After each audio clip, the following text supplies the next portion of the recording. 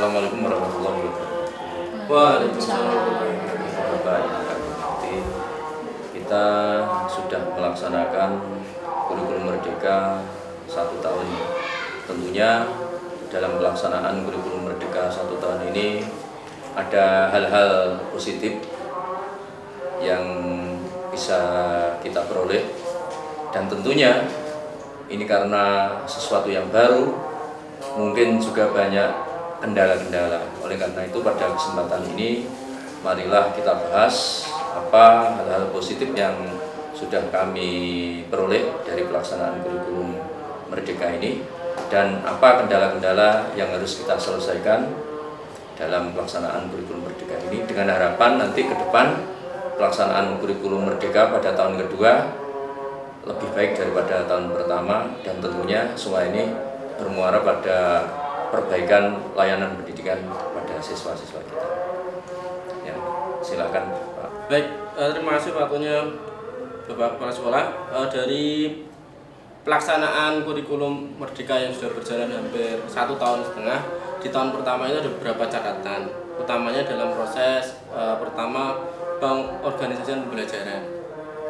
Dalam konteks pelaksanaan P5 khususnya, proyek penguatan profil pelajar Pancasila, di tahun pertama itu kita memakai sistem setiap hari. Jadi setiap hari di jam terakhir itu pelaksanaan P5-nya. Nah, ternyata setelah kita evaluasi banyak kekurangan, utamanya proses bagaimana fasilitator itu merancang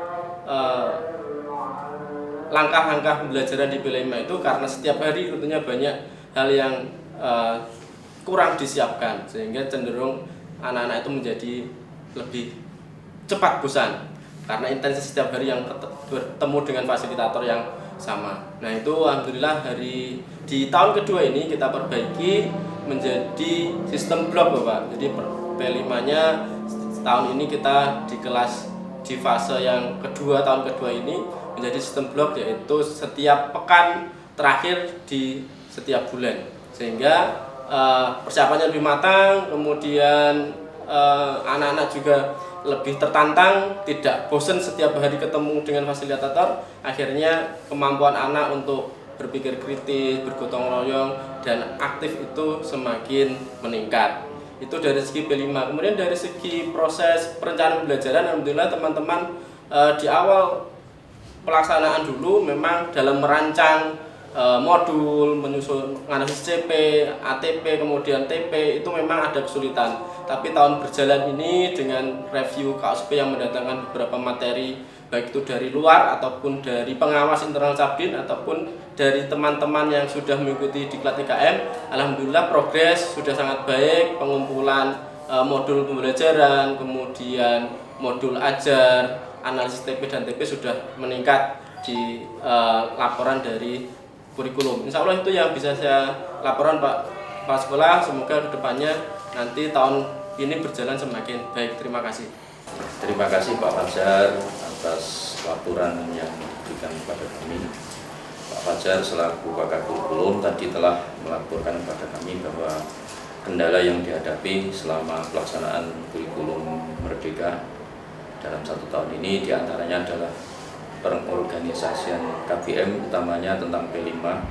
Memang ini barang baru Pak, jadi kita masih trial and error. Jadi kita trial yang pertama kali, kita beri waktu untuk P5 ini di setiap jam terakhir, ternyata menimbulkan kejenuhan, kebosanan, sehingga tidak berkembang. Kemudian kita coba dari kelemahan-kelemahan itu untuk tahun yang kedua ini menggunakan sistem blok, yaitu setiap akhir bulan selama 1 pekan. Ini bagus sekali karena di situ anak-anak lebih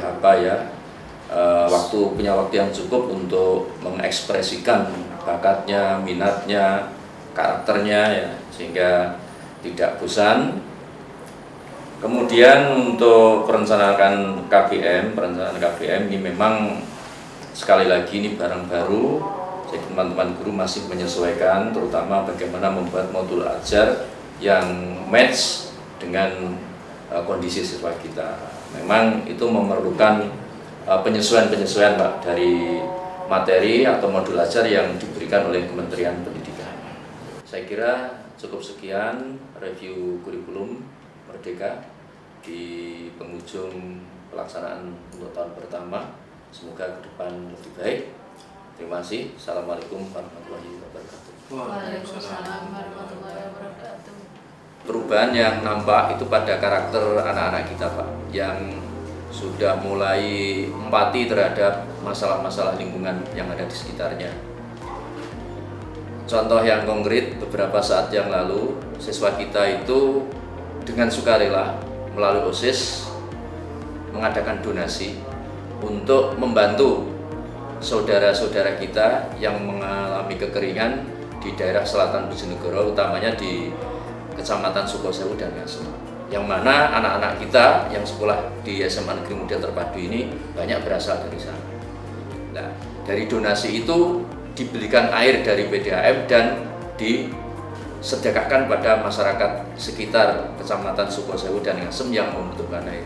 Nah, sambutan dari warga sekitar yang kekurangan air itu sangat luar biasa dan sangat berterima kasih pada anak-anak atau pada sekolah kita. Nah, hal seperti itu kalau nanti kita biasakan maka akan berdampak lebih baik terhadap karakter anak. Semoga kurikulum Merdeka yang mana diantaranya di situ ada P5, harapan kami bisa betul-betul mengubah karakter anak sesuai dengan nilai-nilai luhur Pancasila. Terima kasih.